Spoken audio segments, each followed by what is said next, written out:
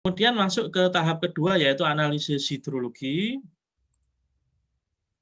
Nah, untuk analisis hidrologi ini nanti akan ditentukan oleh dosen asistensi R2. R2 ini adalah tinggi hujan periode ulang 2 tahun, kemudian R5 untuk periode ulang 5 tahun.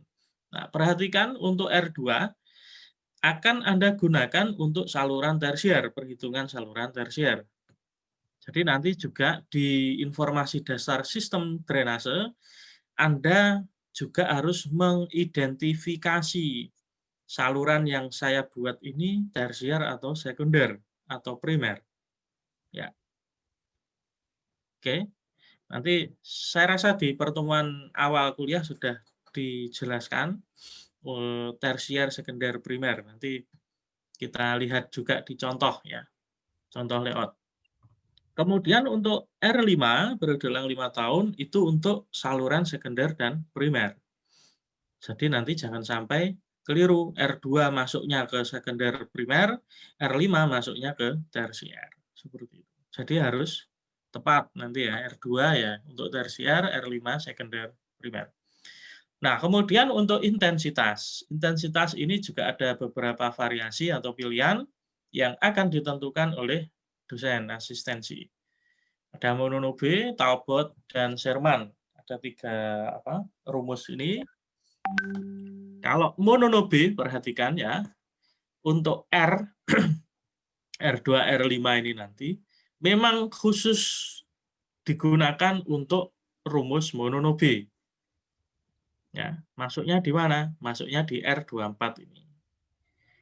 Oke. Kemudian untuk T-nya bagaimana? T ini nanti yang digunakan adalah time of konsentrasi.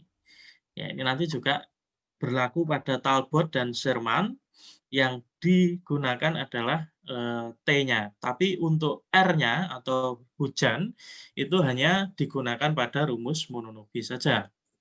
Jadi yang menerima rumus Mononobe nanti ya ngitung I-nya berdasarkan R dan TC.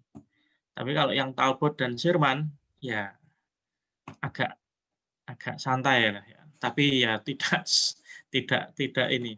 Sekarang kan ngitung pakai Excel juga 1 detik selesai. Ya. Apapun rumusnya, kalau sudah dimasukkan gampang. Oke. Kemudian, nah tapi ada yang harus dicermati juga di rumus ini. Saya rasa sudah dijelaskan dengan sejelas-jelasnya waktu hidrologi dulu ya. Untuk Mononobe, TC-nya dalam apa? Satuannya? Jam. Ada yang masih ingat? Jam. Oke. Kalau yang Talbot Sherman? Dalam?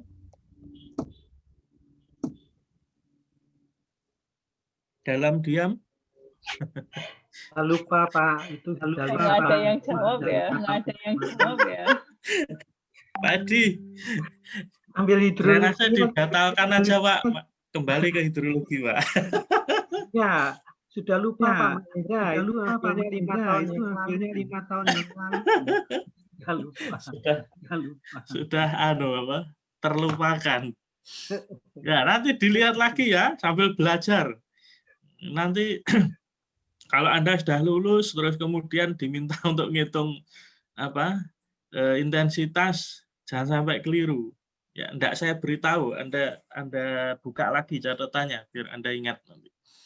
Oke ya. Baik. Nah, untuk poin 2A dan B ini akan menjadi bahan evaluasi untuk minggu ke-5 ya. Skornya atau poinnya adalah 15%.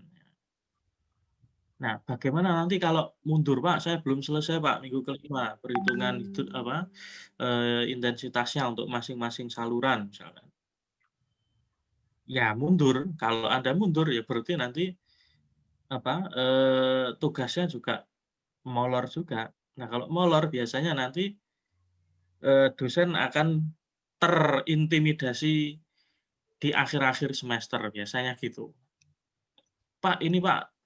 Jadi ya ini saya yakin tidak terjadi di kelas inilah ya. 3 kelas ini kan TOP BGT ya. Jadi kalau yang kelas-kelas dulu ya ada 1, 2 itu yang diserahkan tugasnya minggu kedua, kemudian datang lagi minggu ke-14 ya. Jadi itu ya mohon dipikirkan sendirilah ya kami untuk dosen apa mungkin dalam waktu seminggu ngoreksi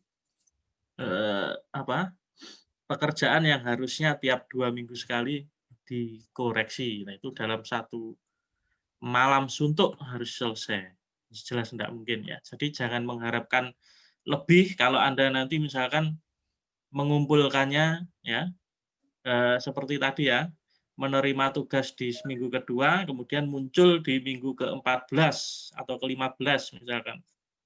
Muncul dengan 1 gebok pekerjaan Anda, terus Anda berharap dinilai dan nilainya bagus. Ya mungkin bisa saja bagus, tapi mohon untuk tidak berharap lebih ya, daripada nanti PHP. Ya. Oke, itu ya. Itu untuk sampai minggu ke-5 intensitas. Kemudian dilanjutkan lagi sampai minggu ke-7 ya. Jadi minggu ke-6 dan ke-7 nanti menghitung debit. Ya. Sebenarnya untuk menghitung debit ini kalau Anda sudah punya intensitas, sudah menghitung luas catchment area, sudah menghitung limpasan, koefisien limpasan, maka perhitungan dari debit ini sebenarnya 1 hari selesai. 1 hari selesai. Tapi kenapa kok kami sediakan waktu sampai 6-7? Karena mungkin pada pekerjaan Anda sebelumnya itu ada koreksi atau revisi yang harus Anda kerjakan. Ya. Termasuk tadi misalkan ya, Pak, saya baru bangun tidur di minggu ke-4, Pak. Jadi baru mengerjakan tugas itu dimulai minggu ke-4. Nah, itu mungkin ya ada saja mungkin ya seperti itu. Maka kami berikan jeda waktu itu agak longgar. Ya, jadi di minggu ke-7 nanti Anda sudah evaluasi perhitungan debit. Atau mungkin nanti ya, tidak menutup kemungkinan kalau progres di grup Anda atau Anda bagus, bisa saja minggu ke-7 ini Anda sudah mulai masuk ke perhitungan hidrolika atau desain saluran. Bisa saja. Ya. Jadi sebenarnya cepat atau tidaknya pekerjaan ini selesai, proyek Anda ini selesai, itu tergantung dari Anda sendiri. Nanti dosen asistensi akan melihat, oh ini bisa lanjut, oh yang ini belum. Nah itu nanti mungkin akan berbeda antara mahasiswa satu dengan yang lainnya dalam satu grup. Ya, jadi saran kami adalah ketika mengerjakan sebisa mungkin ya mungkin Anda perlu diskusi dengan teman Anda satu grup. Ya, jadi kerja kelompok lah, kerja bareng.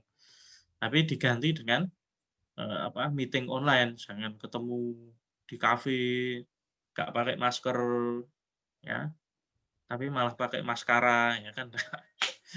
Ya, artinya tolong sekarang ditahan dulu, pengen kumpul-kumpulnya, oke? Boleh kerja bareng, tapi harus ya tetap protokol kesehatan. Oke, itu ya sampai minggu 7. Nah, setelah itu akan jeda UTS biasanya atau ETS ya minggu ke-8. Kemudian setelah itu akan dilanjutkan dengan analisis hidrolika mulai minggu ke-9. Nah, ini nanti akan dipilihkan bentuk atau dari penampang dari saluran drainase Anda. Di sini hanya ada 2 pilihan, persegi atau trapesium.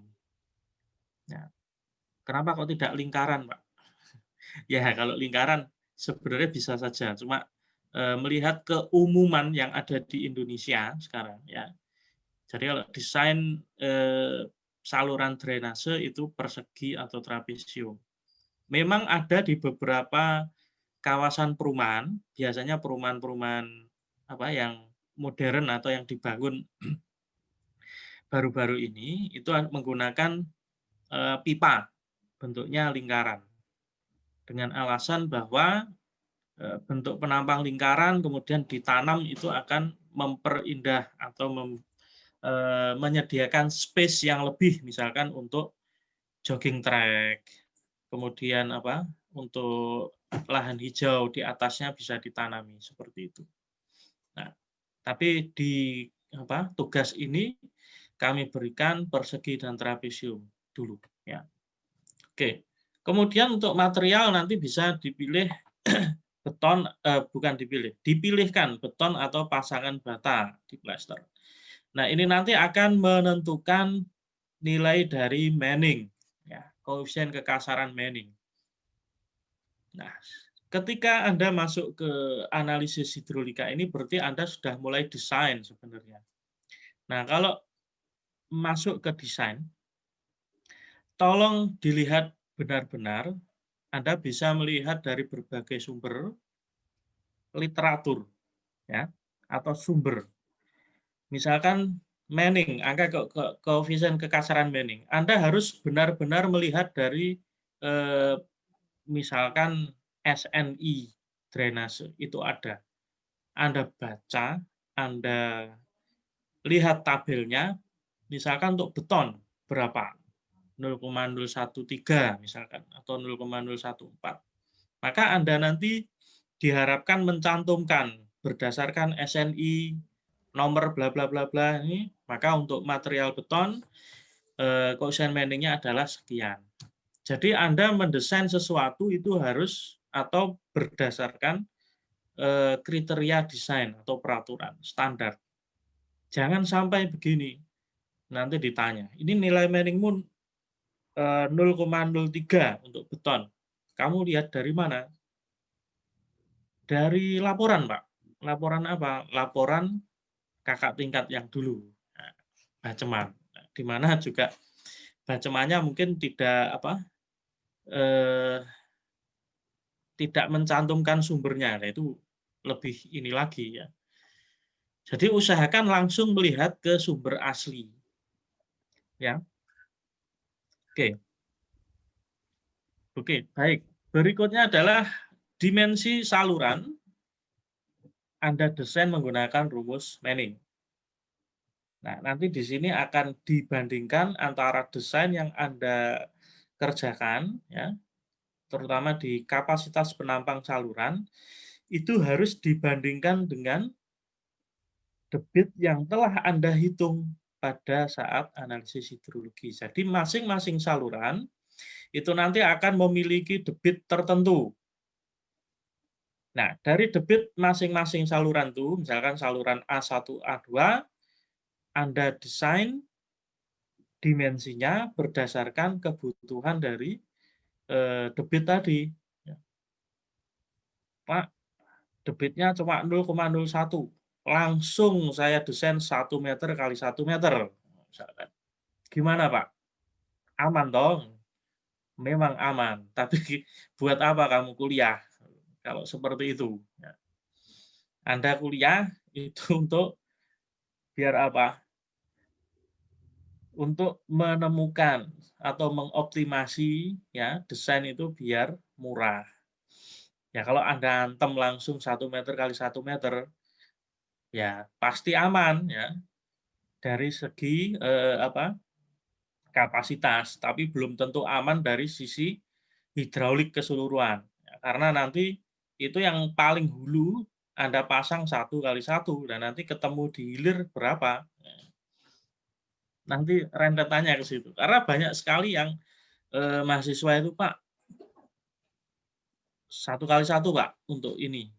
Dasarnya apa? Dasarnya tabel dari Calvary misalkan. Calvary itu salah satu produsen box cover. Jadi tidak mau ngitung, langsung ditembak 1 kali 1 berdasarkan dimensi yang dari pabrikan. Tidak mau, kita tidak mau seperti itu. Ya, jadi Anda harus benar-benar ngitung debit sekian, dimensi yang dibutuhkan sekian. Ya. Kalau lebih sedikit gimana, Pak? Tidak sama dengan debit yang telah dihitung di hidrologi. Tidak apa-apa. Ya lebih sedikit wajar lah ya, karena mungkin Anda tidak bisa tepat, misalkan 0,01, terus kapasitas dari dimensi Anda juga 0,01. Paling enggak ya 0,0105 ya, kapasitas dari Anda. Aman sudah. Ya. Lebih sedikit boleh, kurang jangan ya. Seperti itu. Lebih banyak juga terlalu jangan. Nah, itu untuk analisis hidrolikanya. Nah, ini nanti akan dinilai atau dievaluasi minggu ke-10. Kemudian berikutnya adalah perhitungan elevasi saluran drainase. Jadi setelah Anda mendesain semua saluran dari hulu sampai ke hilir, maka langkah selanjutnya adalah Anda menghitung elevasi dari saluran drainase hulu sampai hilir. Ya. Oke. Kemudian ketentuannya adalah untuk perhitungan elevasi ini, batas hilir di titik outlet itu adalah atau kondisinya adalah kedalaman normal. Jadi pada saluran yang paling hilir nanti, ya itu yang untuk kondisi batasnya kita tentukan adalah kedalaman normal dari saluran tersebut. Bagaimana cara menghitung kedalaman normal? Buka lagi materi hidrolika, ya. HN, hitung HN. Oke. Oke. Sebenarnya nanti kalau Anda menghitung hidrolika tadi, Anda sebenarnya sudah langsung dapat HN masing-masing saluran. Ya. Nah, itu dilihat lagi. Nah, ini dievaluasi pada minggu ke-12. Nah, harapannya sampai minggu ke-12 ini semua perhitungan desain Anda selesai. Jadi tidak ada maju atau molor-molor lagi. Karena apa? Ini adalah selanjutnya adalah bagian yang kalau bisa dibilang di desain itu core of the core. Core of the core. Apa itu? Gambar. Ya, gambar. Kalau Anda mendesain sesuatu selesai, ya ngitung bla bla bla bla, misalkan ngitung gedung gitu ya, beban akibat gempa, beban akibat live load, dead load dan sebagainya, ketemu dimensinya atau tulangannya sekian. Tapi tanpa gambar itu nanti tidak akan bisa dilaksanakan. Ya. Jadi tahap selanjutnya adalah gambar. Gambarnya apa saja? 1. Skema saluran drainase. Ini nanti yang sebenarnya kalau sudah Anda kerjakan di minggu kedua tadi, sudah selesai. Anda nyicil. Kemudian gambar aliran drainase yang diplot pada layout kawasan. Ini juga tugas di minggu kedua tadi. Kalau Anda lakukan di minggu kedua, lunas. Ya. Kemudian gambar tipikal penampang saluran untuk masing-masing saluran. Misalkan tiap saluran ya, tersier, sekunder, primer, Anda ambil satu. Jadi satu potongan. Kemudian gambar potongan memanjang saluran. Nanti untuk mana yang harus dipotong diserahkan kepada dosen asistensi. Dia akan ditentukan. Kemudian yang berikutnya adalah gambar manhole. Nah, manhole ini adalah utamanya nanti adalah di pertemuan misalkan saluran tersier dengan saluran tersier, ya. Kemudian nanti akan untuk mengantisipasi misalkan atau menyamakan level muka air di pertemuan tersebut, itu biasanya akan diberi manhole. Jadi nanti akan Anda gambarkan tampak atas, potongan memanjang, potongan melintang. Nanti ditentukan oleh dosen juga. Kemudian untuk gambar ini standarnya ya itu digambar di kertas A3. Nah, kalau sekarang sebenarnya mudah ya, lebih mudah. Karena apa? Karena praktis nanti untuk gambar Anda akan menggambar di AutoCAD. Idealnya ya, atau kemungkinan besar. Tapi tidak menutup kemungkinan nanti Anda gambar manual. Misalkan ya tergantung dosen asistensi. Ya. gambar manual. Atau Anda, Pak, saya ingin gambar manual. Oke, silakan. Tapi nanti masalahnya adalah ketika untuk mengasistensikan, sekarang kan semua dalam bentuk file. Anda kirim ke dosen asistensi dalam bentuk file, ya, di PDF kan misalkan, kemudian nanti akan dikoreksi. Nah, ketika Anda gambar manual ya harus nge-scan, harus dan sebagainya. Ya, atau foto, ya, di foto pun kalau fotonya nggak bagus nanti kami kesulitan untuk mengkoreksi. Jadi mungkin nanti bisa ditanyakan ke masing-masing dosen asistensi untuk gambar dalam bentuk apa, ya, itu ya kesepakatan. Tapi rasanya dalam bentuk AutoCAD, ya. Oke, kemudian, nah ini akan dinilai pada minggu ke-14 untuk gambar. Jadi ada waktu 2 minggu untuk gambar. Nah, setelah itu bagaimana penyusunan laporan dan sebagainya. Kalau dulu memang perlu dikumpulkan hard copy-nya dan sebagainya. Cuma kita nanti akan menyesuaikan dengan kondisi sekarang, apakah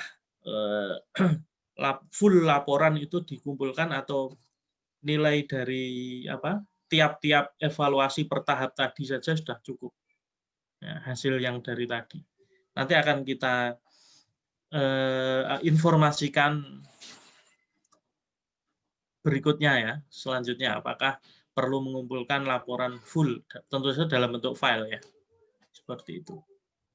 Baik, itu mungkin sebelum lanjut ke berikutnya ada yang ditanyakan atau mungkin dari Bapak Ibu dosen yang lain mau menambahkan, ada yang terlewat, Pak Edi, Pak Bagus.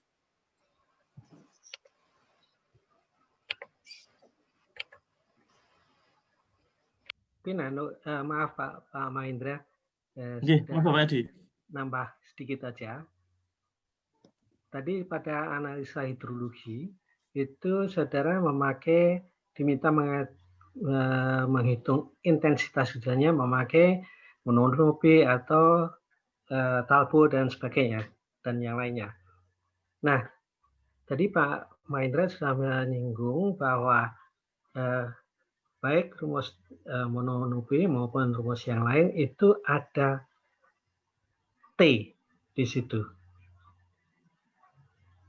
T di sini ada time of concentration. Jadi begini, kenapa kok time of concentration? Nanti saudara menghitung bibitnya Q itu memakai rumus rasional. Q sama dengan 1/3,6 CIA. Atau kalau di hidrologi dulu 1/3,6 alfa IA. Di drainase ini alfa itu akan kita ganti dengan notasi C, koefisien runoff. Nah, I tadi apakah dihitung dengan mononopi dan sebagainya itu tadi memakai di situ ada unsur T. Mungkin di hidrologi dulu T itu sebagai durasi hujan. Nah, karena kita memakai rumus rasional, anggapannya durasi hujannya sama dengan time of concentration.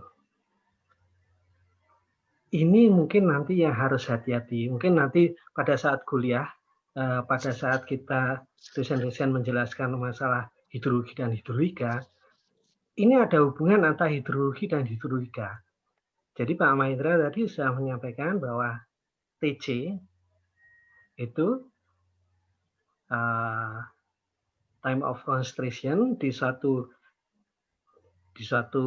katakan rumah gitu ya, itu bagaimana perhitungannya ya itu harus kita lihat. Nah, saya tidak tahu di kelas yang lain, di kelas saya sudah sempat menyinggung sedikit ya. TC itu ada sama dengan T0 plus TF. Apa itu T0 TF? Ini mungkin nanti yang akan agak krusial. Q sama dengan CIA itu, I-nya didapatkan dari TC. TC itu ada hubungannya dengan T0 dan TF. TF sendiri itu adalah waktu tempuh di saluran, padahal saluran itu perhitungannya memakai hidrolika. Q-nya dihitung dengan hidrologi, TC-nya ada unsur dari hidrolika. Ini yang mungkin agak sedikit harus coba-coba. Sehingga tadi Pak Mahendra sudah menyampaikan bahwa dimensi salurannya itu, karena debitnya 0,1 meter kubik per detik, didesain 1 kali 1 dimensi salurannya. Tidak seperti itu. Karena itu nanti ada kaitannya dengan debit yang akan lewat. Debit yang akan lewat itu ada debit dari hujan, dari perhitungan hidrologi. Padahal perhitungan hidrologinya I tadi mengandung TC, TC itu ada hubungannya dengan hidrolika. Hidrolika di sini, TC-nya hidrolika itu ada kaitannya dengan dimensi salurannya. Jadi ini pasti akan kita lakukan coba-coba. Kita coba dengan desain hidrolikanya seperti ini. Nanti kita cocokkan untuk perhitungan hidrologinya bagaimana. Tapi nanti akan dijelaskan pada saat kuliah. Karena tidak mungkin dijelaskan di sini, ini Pak Mahendra menjelaskan secara garis besar untuk tugasnya aja dulu. Mungkin sementara itu dulu Pak Mahendra, supaya mahasiswa juga tidak langsung menentukan TC-nya sebesar ini, sebesar itu, karena ada hubungannya TC sama dengan T0 plus TF.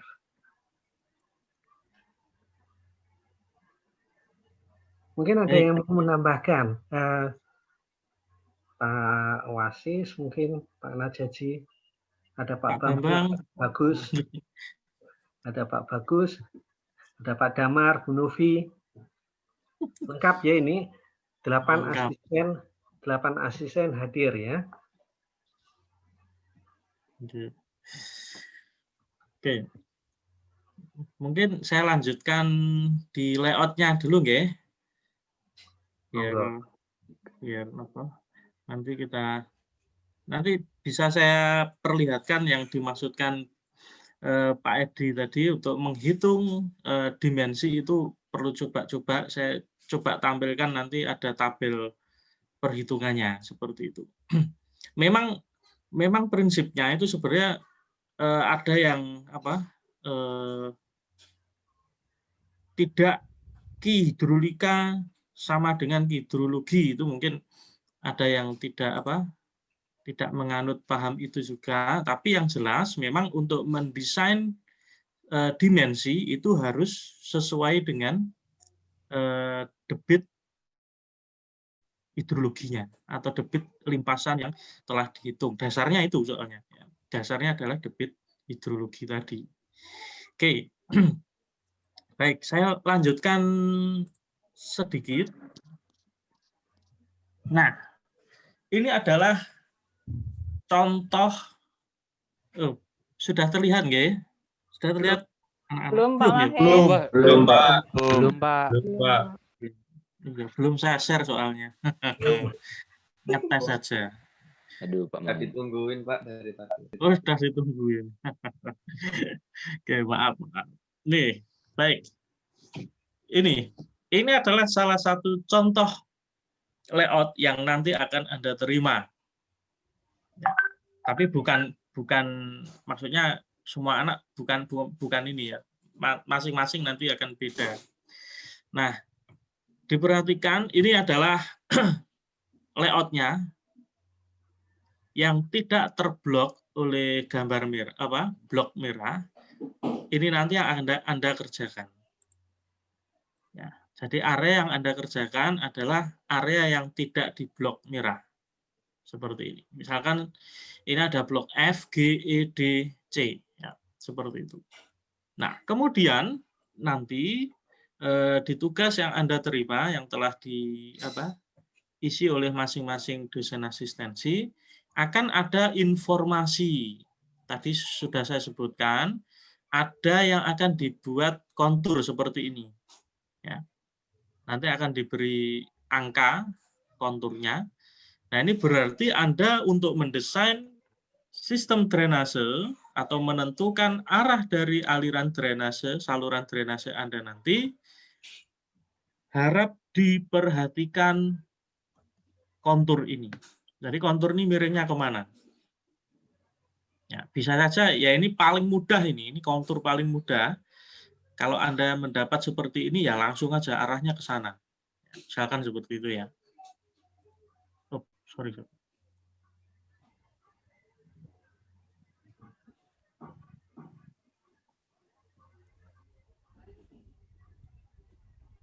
Ya, jadi kalau misalkan konturnya seperti ini, maka secara garis besar arah alirannya nanti akan ke sana. Ya. Misalkan ini plus 5, misalkan ya, ini plus 9. Misalkan. Ya, maka secara garis besar arah alirannya ke sana. Nah, itu yang harus Anda identifikasi terlebih dahulu. Jadi pemahaman Anda mengenai lapangan, mengenai kondisi dari kontur, itu akan teruji di sini.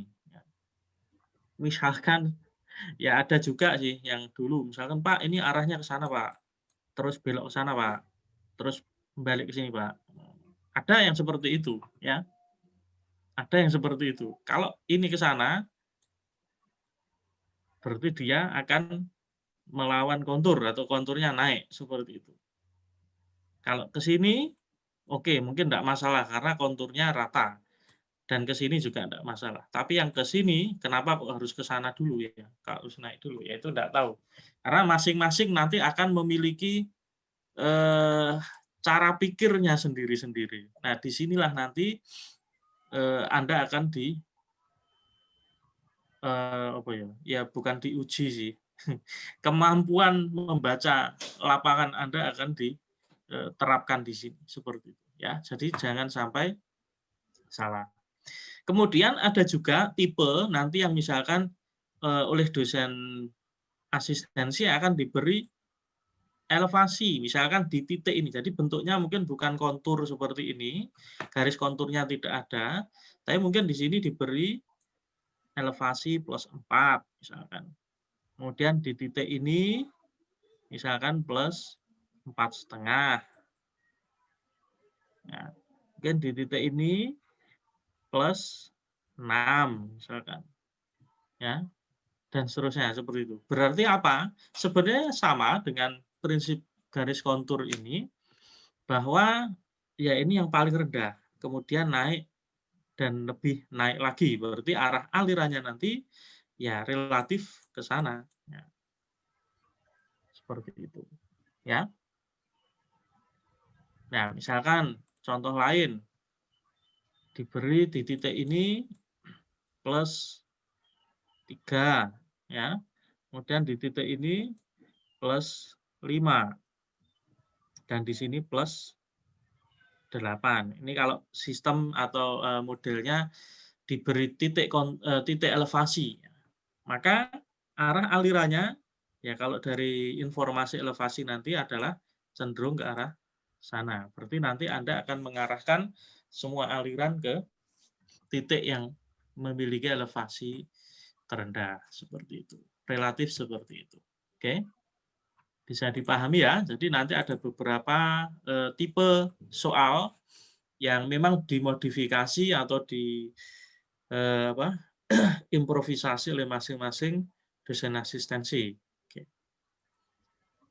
Baik. Pak Mahendra, ya. Mau tanya Monggo, tentang skala. Halo. Skalanya itu di kanan bawah itu apa ya? Oh, siap. Ya. Terlewat. Oke. Baik. Terima kasih, Pak Masis. Baik, untuk skala, ini tadi lupa saya. Di sisi kanan bawah itu ada skala. Skala gambar. Nah, untuk skala gambar ini artinya kalau ini 10, 30, 60, artinya dengan panjang yang sama, misalkan, oh ya, gini, untuk layout ini nanti, ya, silahkan Anda copy ataupun Anda print, ya, Anda print boleh, Anda copy, kemudian Anda paste di AutoCAD, itu yang paling mudah, ya. Kemudian nanti Anda ukur di sini. Untuk panjang di AutoCAD misalkan sekian, itu adalah menggambarkan atau artinya panjangnya adalah 10 meter. Oke, jadi nanti ketika Anda ukur, misalkan ini coupling ini, sekian ya, tapi lebih dulu Anda harus menyamakan skalanya di CAD ya. Misalkan Anda garis di CAD ini ya, di copy, di paste di CAD, kemudian Anda garis di CAD ini misalkan 15 ya. Jadi Anda tampilkan di dimension di AutoCAD itu panjang 10 ini, di CAD adalah 15. Berarti Anda atur ulang lagi skala di CAD agar garis ini juga 10. Ya.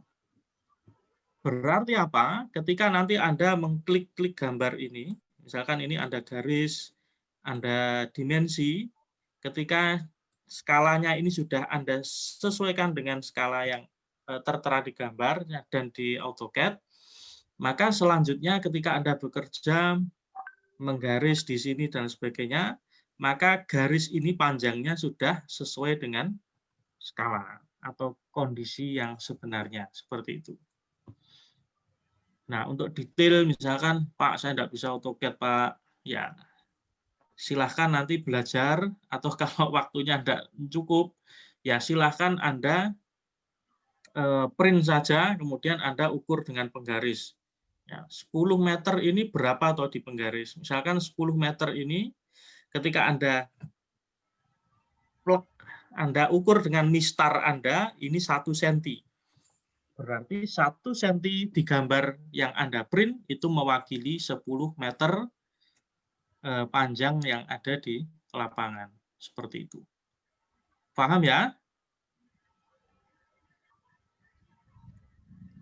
Mahasiswa? Ya, Pak. Ya, Iya, Pak. Pak. Paham, Pak. Pak. Baik. Saya terima kasih. Jadi seperti itu. Oke. Baik, selanjutnya. Ini saya beri contoh, tapi bukan di contohnya bukan di layout ini, karena layout ini nanti salah satu yang akan digunakan di tugas. Jadi saya beri layout yang lain. Nah, seperti ini. Nanti tidak akan Anda temukan di tugas Anda, karena ini layoutnya lain. Baik. Bentuknya sama, artinya tampilannya sama. Di sini ada skala, kemudian ada blok-blok yang di sini yang harus dikerjakan, ya, misalkan seperti ini. Langkah pertama, Anda untuk tugas yang minggu kedua dan ketiga tadi ya, Anda harus menggambar atau plotting ya rencana saluran Anda. Nah, ini saya misalkan ya arah alirannya menuju ke arah kanan atau ke arah saluran yang biru ini, saluran utama di luar kawasan. Ya. Jadi arah alirannya adalah dari kiri ke kanan. Atau kalau dari gambar ini dari blok DD ini ke blok AA, seperti itu. Itu yang setelah saya identifikasi elevasi ataupun konturnya, ya. Jadi setelah Anda identifikasi kondisi elevasi. Oke, mulai dari saluran tersier, ini gambarnya. Nah, Anda gambar dulu.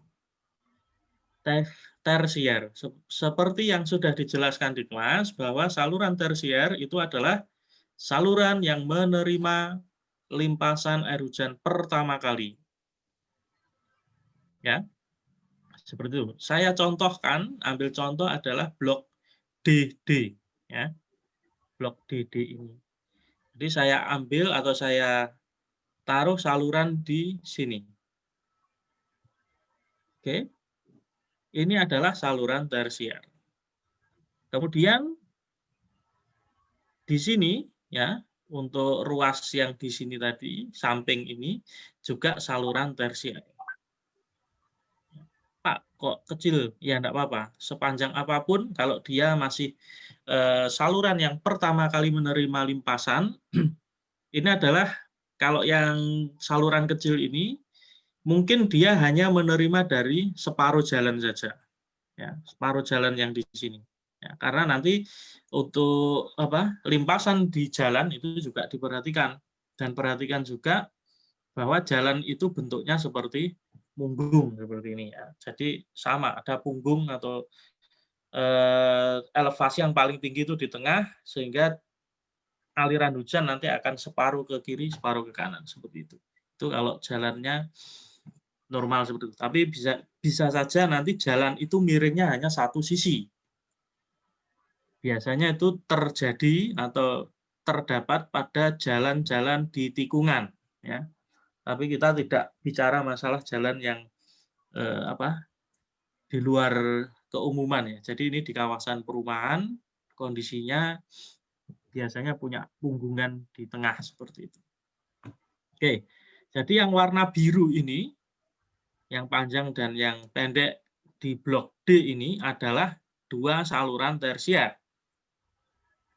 Langkah berikutnya adalah ketika kita menemukan atau mendapatkan dua saluran tersier yang bergabung, maka saluran berikutnya itu akan menjadi saluran sekunder. Ya, hierarkinya seperti itu ya. Jadi gabungan dari dua atau lebih saluran tersier itu akan menjadi saluran sekunder. Nah, kenapa kok ini titik-titik? Nah, kebetulan begitu bertemu, ini melewati atau melintasi jalan. Ya, jadi ini jalan. Sehingga dia berupa gorong-gorong. Ya. Tapi praktisnya nanti, memang di drainase ini Anda tidak diminta untuk mendesain gorong-gorong. Untuk bangunan atau saluran yang melintasi jalan seperti ini nanti dianggap desainnya sama dengan saluran tersier maupun sekunder biasa. Hanya saja dia nanti akan ditutup oleh plat di atasnya. Jadi untuk asumsi alirannya itu nanti tetap sebagai aliran terbuka ya, seperti itu. Nah, di sini nanti ini yang saya lingkari, ini adalah saluran yang melewati bawah jalan.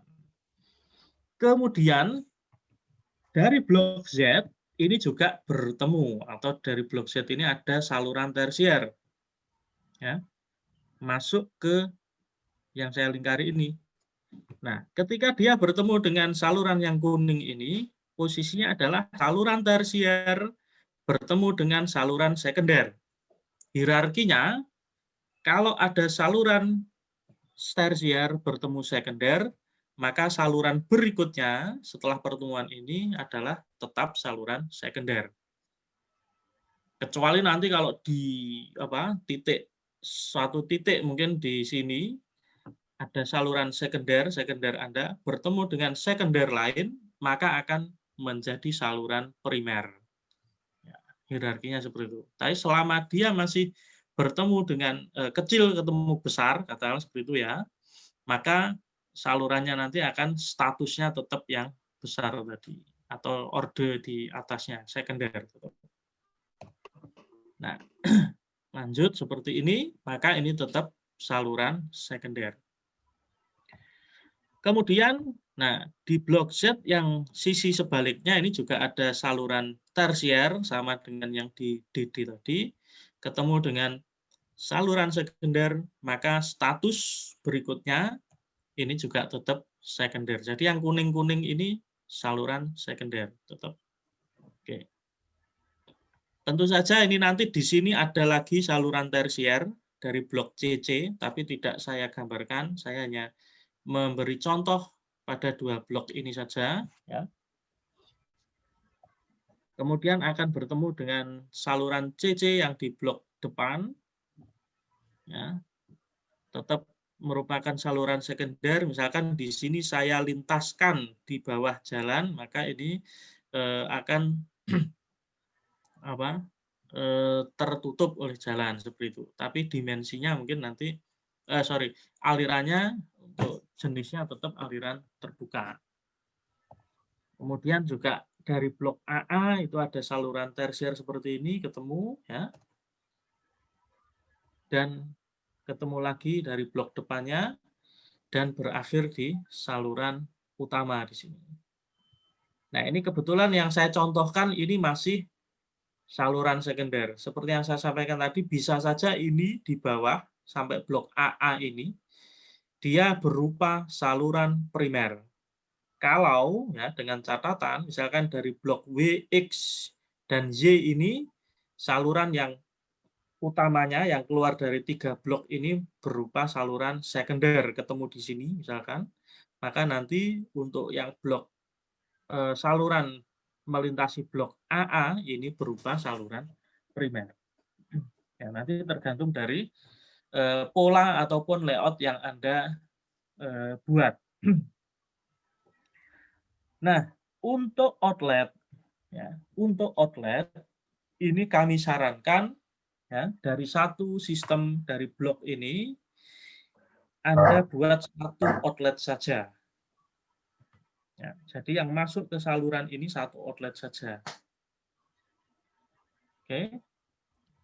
Karena apa? Karena biasanya untuk sistem drainase pada suatu kawasan kontrolnya itu akan lebih mudah jika outlet ini berada pada satu sistem. Tapi kalau misalkan ya bloknya itu luas sekali, beratus-ratus hektar, maka Anda bisa membuat beberapa outlet tergantung dari satu kontur tadi maupun dari beban saluran. Misalkan kalau dijadikan satu sistem outlet di sini, ya beban yang diterima saat outlet ini sangat besar sehingga dimensinya nanti itu akan sangat besar dan misalkan lebih besar daripada saluran yang ada di luar ini. Ya, karena saluran yang di luar ini lebih kecil daripada dimensi yang Anda rencanakan di dalam kawasan, ya bisa saja nanti akan ada pecah seperti itu. Nanti kenapa dan bagaimana akan dijelaskan. Ya, Anda akan dapatkan jawabannya ketika Anda desain. Kenapa kok kalau ini misalkan ketemu hanya itu 2 meter misalkan ya di sini. Lebarnya 2 meter, kedalaman 2 meter. Kemudian saluran yang di luar ini kedalamannya misalkan hanya 1,5. Ya. Sedangkan muka di sini rata. Kalau Anda mau maksa boleh saja, tapi harus diangkat. Artinya elevasi yang ada di kawasan ini harus diangkat, dinaikkan, ya, ditimbun lagi, sehingga elevasi dasar dari saluran yang ada di dalam kawasan itu paling tidak rata dengan atau sama dengan elevasi dasar saluran yang di luar kawasan. Nah, tapi biasanya dilihat dari sisi finansial itu sangat mahal, sehingga pilihannya adalah dipecah outletnya. Seperti itu. Ya, pertimbangannya banyak sekali. Nanti bisa Anda pelajari. Nah, kemudian penamaan dari saluran. Ini yang tadi juga masuk di tugas sampai minggu ketiga ya. Nah, kalau sudah Anda tentukan semua ya, jadi ini contohnya hanya 2 blok, 3 blok, tapi kalau Anda misalkan layoutnya sampai di W, X, dan Y ini ya harus Anda buat skemanya ya. Jangan, Pak contohnya cuma gitu, saya ya nuruti contoh. Ya, yes, terserah lah ya. Ya, jadi harus dikerjakan semua. Nah, setelah Anda gambar semua skema atau layoutnya, layout saluran, Anda namai.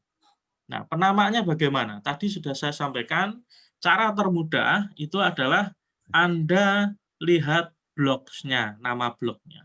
Misalkan ini ya, ini adalah blok DD. Maka untuk node yang di hulu, ya, jadi di titik yang saya beri kursor merah ini, ini yang Anda namai. Namanya bagaimana? Namanya bisa saja, tadi contohnya kan A1 karena blok A. Nah, ini adalah saya beri misalkan DD1. Ya. Jadi di titik ini saya beri nama DD1. Ya. Boleh Anda beri titik nanti di sini, atau juga tidak, tidak masalah. Tapi yang jelas, untuk namanya nanti silahkan Anda taruh di sampingnya sini, misalkan ya, untuk mempermudah identifikasi Anda nanti selanjutnya. Nah, jadi Anda beri nama, Anda letakkan nama di sini DD1. Kemudian lanjut ke bawah, di sini misalkan ya, di sini ada titik simpul. Nah, bisa saja satu saluran ini Anda beri nama sendiri. Misalkan DD1, terus ini DD2 di ujung sini. Kemudian yang di ini saluran tersier ini, yang satunya ini, Anda bisa beri nama DD3, DD4. Kemudian saluran sekunder ini mulai awalnya DD5, DD6. Tapi dalam satu simpul ini akan banyak nama. Dan itu mungkin bisa membingungkan sebenarnya. Nah, kalau simpelnya, bisa saja Anda beri nama di simpul ini hanya satu nama saja, yaitu DD2 misalkan. Ya. Kemudian yang di ujung ini DD3. Sehingga nanti ketika menyebut nama salurannya, DD1, DD2 itu sudah jelas salurannya ini. Ya. DD3, DD2 salurannya ya ini. Gitu. Itu akan lebih simpel, tapi terserah, Anda juga bisa membuat penamaan seperti yang tadi. Jadi tiap ujung ini juga diberi nama, silahkan. Ya, misalkan jelas, ya, tidak membingungkan, gitu aja prinsipnya. Seperti itu ya. Kemudian juga dengan cara yang sama, ujung-ujung yang lain, ya, saluran yang lain, node-node-nya Anda beri nama sesuai contoh seperti ini. Sampai di sini apakah ada yang ditanyakan?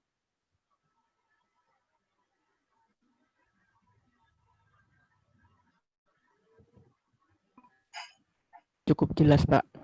Cukup jelas. Oke, berarti besok langsung selesai hari Kamis ya. Silakan diasistensikan. Mantap. Mantap, Bel. Kerja, Bel. Izin bertanya. Mantap, Gaspol. Yo, Bel. Tanya, berarti ini pas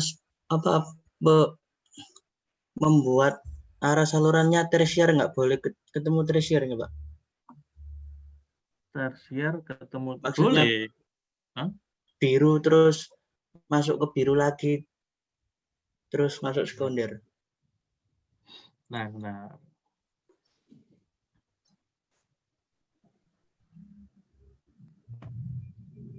Contohnya ini ya.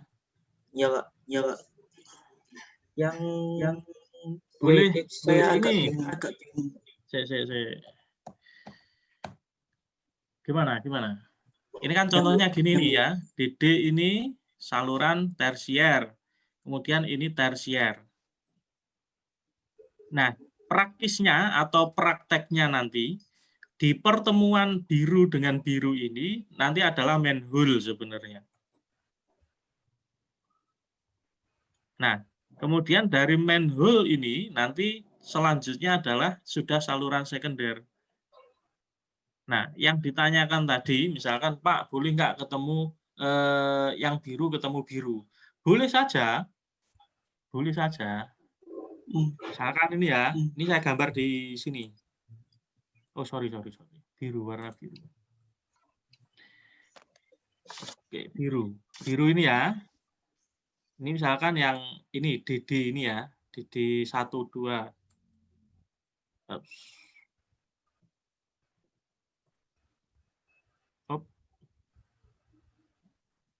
Oke. Kemudian sebentar dulu. Nah, ini misalkan yang dari atas. Ya, ketemu di sini. Boleh nggak, Pak? Boleh. Boleh saja. Tapi akibatnya apa? Akibatnya adalah pertemuannya kan ini berarti. Padahal ini tadi sudah digambar biru lebihnya ini. Maka selebihnya ini akan menjadi ini yang saya kotai merah ini, ini akan menjadi sekunder. Sudah. Paham ya? Iya, Pak. Iya, Pak. Gimana? Iya, Pak. Sambung, Pak. Ya. Sambung, Pak. Jadi misalkan di awal yang bawah ini saya tarik ini biru ini. Ini tersier ini ya. Terus di tengah-tengah ternyata ada, oh ini tengah-tengah ini belum saya beri saluran. Terus saya beri saluran, ternyata posisi pertemuannya di tengah-tengahnya saluran tersier yang horizontal ini. Nah, berarti apa? Berarti saluran tersiernya itu berhenti pada titik pertemuan ini. Selanjutnya itu adalah sekunder seperti itu. Oke. Iya, Pak. Makasih, Pak. Oke, ya. Silakan, tadi ada yang raise hand juga. Saya mau bertanya, Pak. Silakan. Kalau Siapa misalnya Simeon. Silakan. Iya, kalau misalnya primer ketemu primer gimana, Pak? Primer ketemu primer. Setelah primer itu tidak ada lagi hierarki saluran di atasnya. Jadi kalau primer ketemu primer, ya sudah. Tetap primer. Tapi ada kemungkinan itu kan ya, Pak? Maksudnya bukan? Ada. Tetap saja ada. Kalau primer ketemu primer, ya kita sebut sebagai primer nanti. Atau biasanya ya langsung primer itu nanti akan mengalir ke sungai, saluran alam. Ya. Tapi itu di luar sistem apa yang kita rencanakan sebenarnya ya. Seperti itu. Bisa saja, mungkin saja. Oke. Terima kasih, Pak.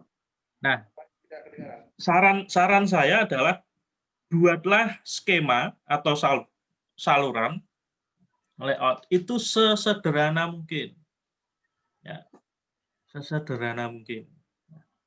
Ya nanti gini, karena ya nasib Anda sudah ditentukan sebenarnya dari layout yang sudah akan dibagikan ke Anda ya, nasib Anda itu sudah ditentukan, garis hidup Anda juga sudah ditentukan.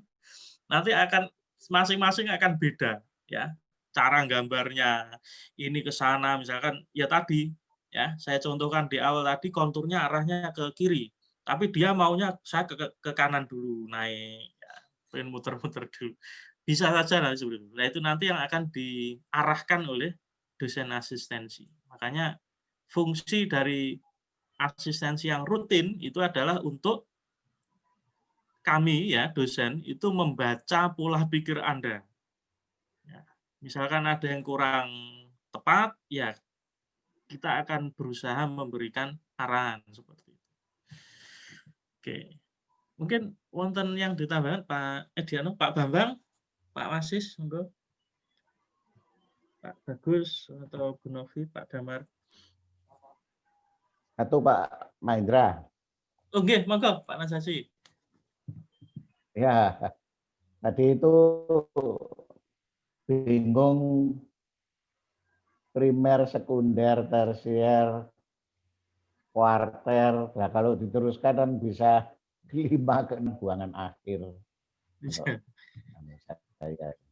Jadi kalau misalnya itu tidak perlu saluran, tahu-tahu cuma satu saluran langsung terbuang ke sungai, ya, bingung namanya primer, sekunder, apa tersier.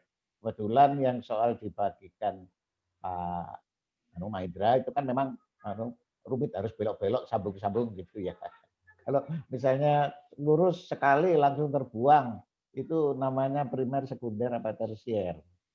Bingung. Tapi penamaan saya itu kebalikan dari irigasi yang mungkin nanti semester depan ya. Ada primer, sekunder, tersier. Nah, itu sekarang buangnya dulu. Jadi kembali ke situ. Jadi maka jangan sampai bingung antara primer ketemu sekunder, tersier langsung ketemu sekunder, lah kuarternya mana. Nah, itu nanti buat aja saluran dulu, kemudian tinggal dinamakan itu. Tapi umumnya, nah sekunder itu, primer sekunder itu adalah saluran pembawa yang mengoleksi semuanya. Kemudian di rumah-rumah tinggal itu ya sebenarnya ada kuartet dan tersier ya.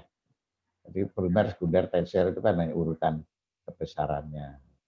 Saya kira secara umumnya primer dan sekunder itu adalah saluran pembawa. Kalau tersier dan kuartet itu ada yang mengumpulkan untuk dibawa, dialirkan ke sungai. Kira-kira itu. Jadi penambangan itu relatif. Itu aja tambahan perencanaan. Jadi begitu melihat kontur telah jadi, pasti harus sudah punya feeling buangannya di mana dulu, terus mundur dicari di sana, boleh gitu. Tapi di kotak-kotai dulu ininya, areanya, blok-bloknya itu.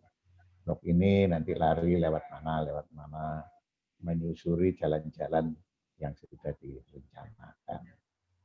Saya cuma ingatkan lagi nanti kalau Rapid masih depan dan nanti pasti ketemu asisten hal kedua itu mengenai skala, tadi kan disinggung oleh Pak Wasis skala ya. Skala itu skala gambar. Tapi nanti kalau pada saat penggambaran detail, skala tolong diperhatikan. Jadi pada saat menggambarkan itu kalau yang pakai AutoCAD memperbesar, memperkecil, kadang mencong-mencong, ya, itu skalanya bisa tidak urut. Jadi skala harus ditulis notasinya, itu nanti belakangan aja.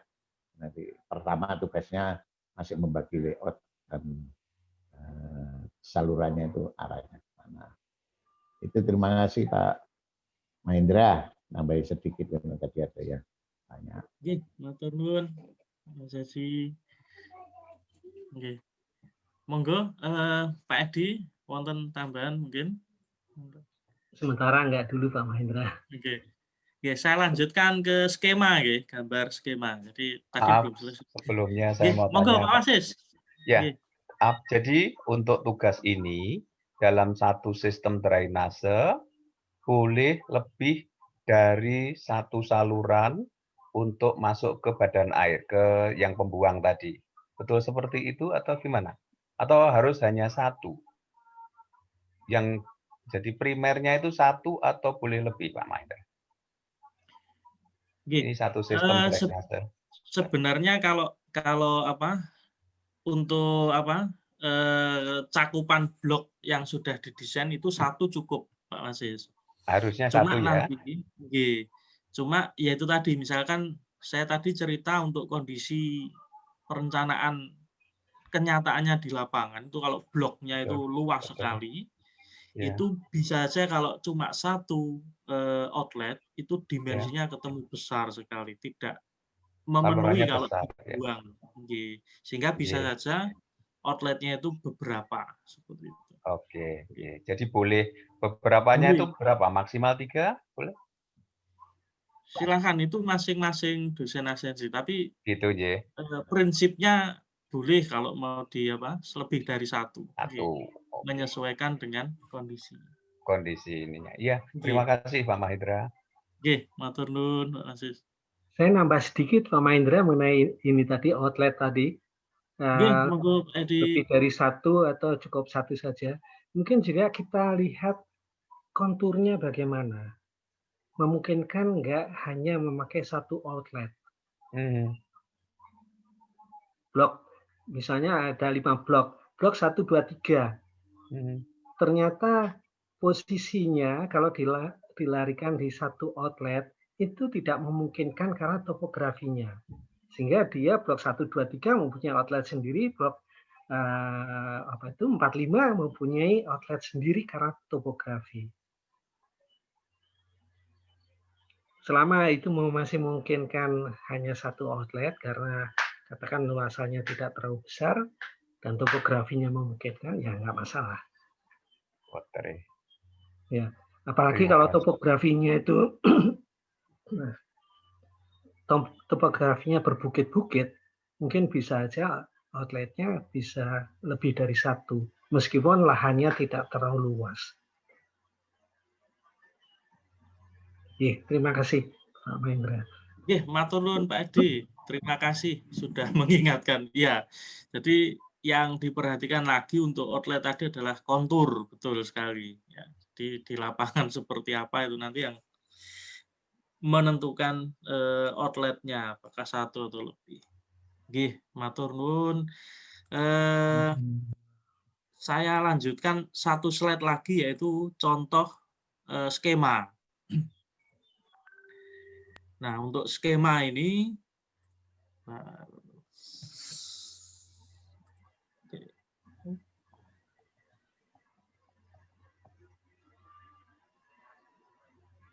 baik. Nah, ini adalah contoh untuk skema, skema jaringan. Jadi setelah tadi untuk layoutnya sudah dibuat, kemudian arah dari aliran dan sebagainya, termasuk identifikasi atau jenis dari saluran, apakah tersier, sekunder, dan primer, itu sudah dibuat. Maka langkah selanjutnya adalah membuat skema. Nah, skema ini tujuannya apa toh? Skema ini adalah untuk meringkas atau mempermudah membaca sistem yang telah dibuat. Nah, memang bentuknya ya cuma seperti ini, kotak-kotak. Kalau dulu pernah ikut pelatihannya KMTD dan sebagainya, ini disebut bulkonah, bulat kotak panah seperti itu ya. Jadi kayak grafik bulkonah. Nah, isinya apa? Isinya yang sudah kita jelaskan tadi. Misalkan saluran atau garis yang berwarna hijau ini.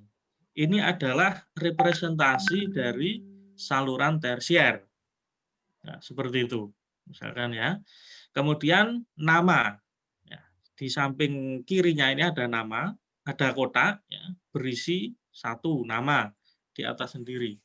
Nah, ini misalkan contoh namanya adalah R1, R12. Kalau tadi contohnya adalah DD1, DD2.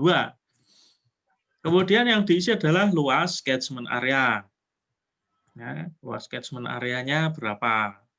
Kalau untuk perumahan atau kawasan perumahan mungkin untuk satuannya bisa meter persegi, atau mungkin untuk mempermudah Anda dalam proses analisis hidrologi selanjutnya, itu bisa dalam kilometer persegi, karena rumus rasional nanti Anda menggunakan kilometer persegi. Ya, tapi terserah, bisa meter persegi atau kilometer persegi. Atau kalau mau, saya mau hektar, ya silahkan, tidak masalah. Ya, tapi yang pasti nanti kalau mau menghitung di rasional jangan sampai keliru satuan.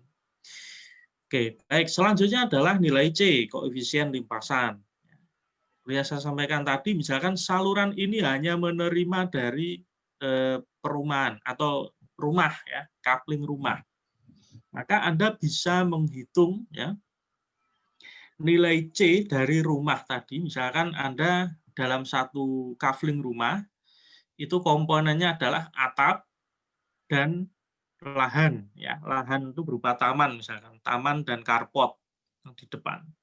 Maka Anda hitunglah nilai C untuk satu rumah, ya, itu dengan komposisi lahan tadi, misalkan atap sekian persen atau luasnya Anda hitung, ya, luas atap sekian, kemudian luas dari taman hijau, ya, yang ada rumputnya itu sekian meter persegi, carport sekian meter persegi. Nah, masing-masing itu tadi akan memiliki nilai C, ya, C atap berapa, C rumput berapa, C dari carport berapa, ya.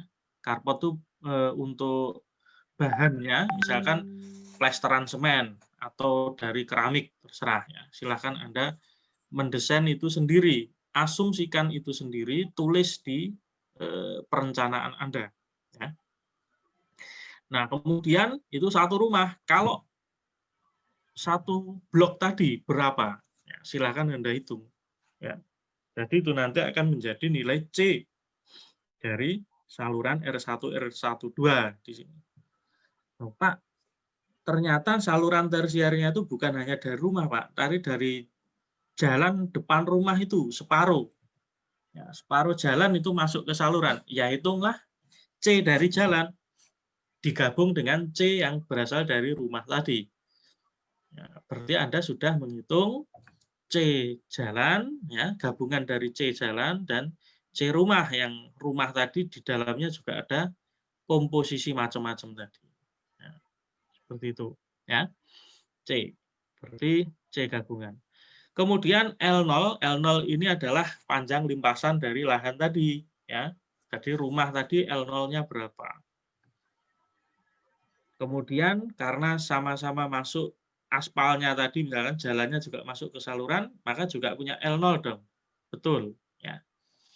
Maka bisa juga Anda masukkan juga. Tapi untuk satu saluran ini biasanya yang kita masukkan adalah untuk L0-nya, itu adalah L0 maksimal atau L0 terpanjang. Itu yang akan diperhitungkan nanti.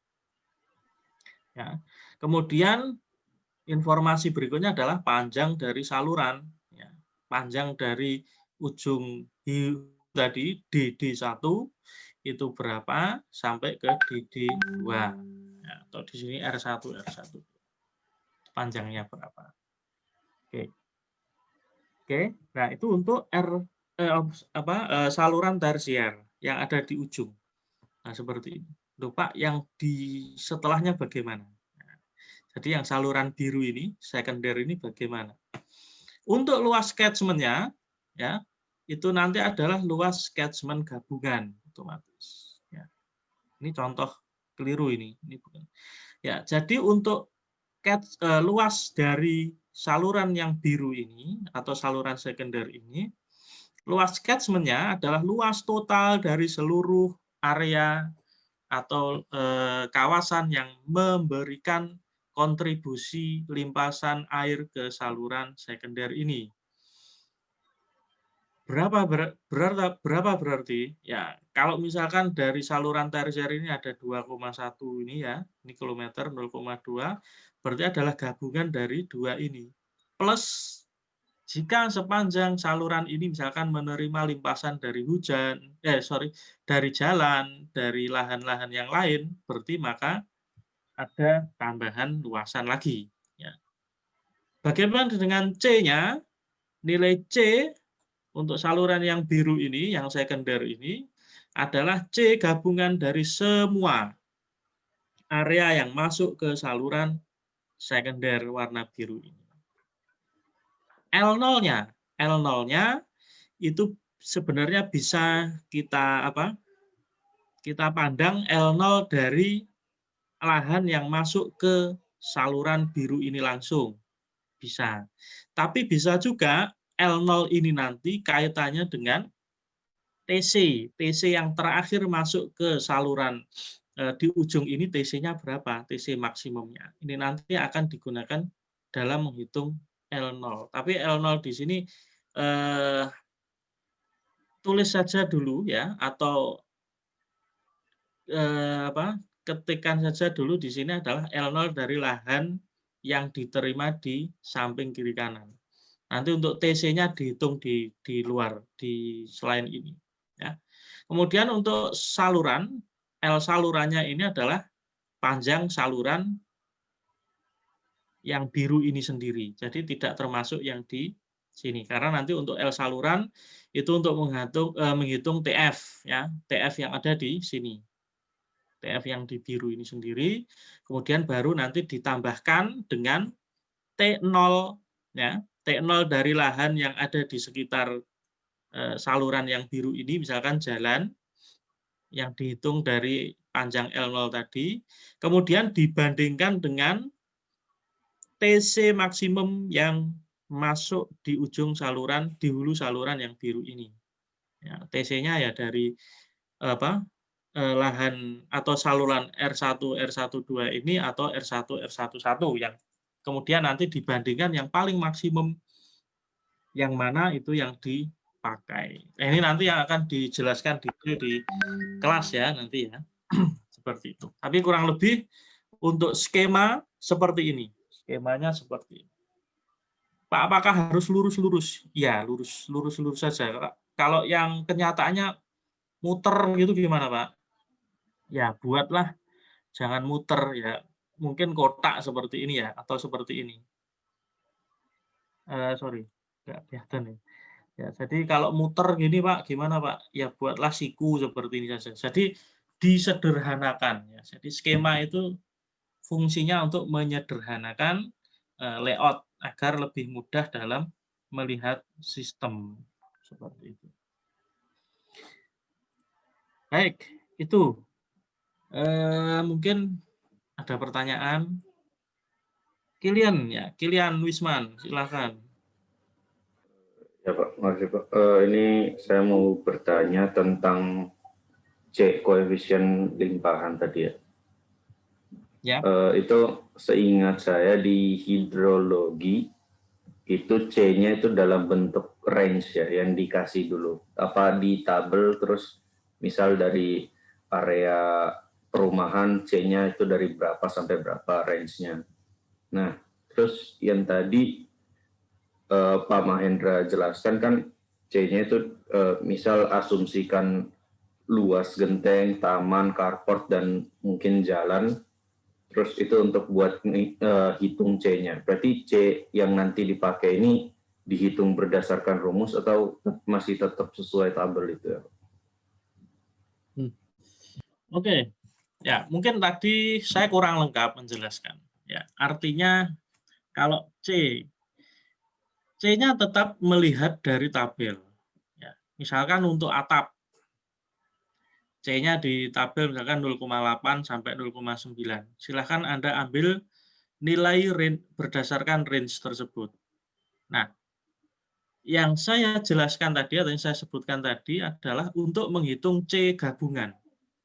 Nilai koefisien gabungan. Jika dalam satu kafling Anda itu tadi misalkan ada atap, misalkan 50 meter persegi, ya, kemudian ada rumput, misalkan 40 meter persegi, ya, maka untuk menentukan nilai C gabungan tadi, Anda harus menghitung berdasarkan rumus. Jadi misalkan rumusnya kan C dari atap dikalikan luasnya 50, ditambah C dari rumput 0,3 kalikan 40 dibagi jumlah luasan total. Maka Anda akan mendapatkan C gabungan. Ya, jadi C-nya tetap melihat ke tabel, ya, range di tabel Anda lihat di situ. Gimana, Mas Kilian? Berarti kalau misal antara atap sama taman, berarti saya buat konfirmasi saja. C atap kali luas atap plus C taman kali luas taman dibagi luas total. Yap.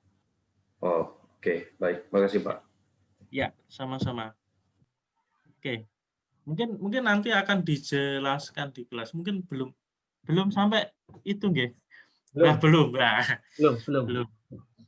Oke, nanti akan secara lebih detail dijelaskan. Ada yang lain tadi, ada yang mengangkat tangan 2 orang kalau nggak salah. Nggak ada yang lain. Ampun ya. Oke.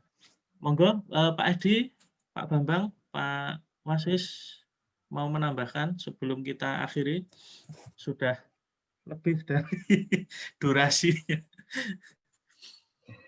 Sedikit aja Pak Mahendra. Kebetulan tadi di skema jaringannya itu tadi, itu ada saluran tersiernya hijau ya, sekundernya biru, kemudian yang hitam itu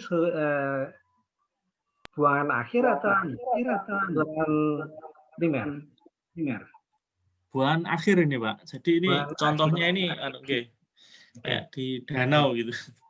Ya, nah mungkin saudara mahasiswa bisa melihat itu ada garis hijau, saluran hijau yang langsung dibuang ke pembuangan akhir. Kenapa kok tidak dimasukkan ke saluran sekunder, tetapi langsung dibuang ke ya yang itu yang langsung dibuang ke pembuangan akhir. Nah, ini tergantung juga posisi lahannya yang mempunyai saluran di mana, mungkin juga topografinya, sehingga dia dimungkinkan langsung dibuang ke pembuangan akhir. Tetapi kalau ini misalnya dalam satu blok perumahan begitu, artinya di sini ada 3 outlet ke pembuangan akhir. Kalau seandainya pembuangan akhir laut langsung kita harus hati-hati.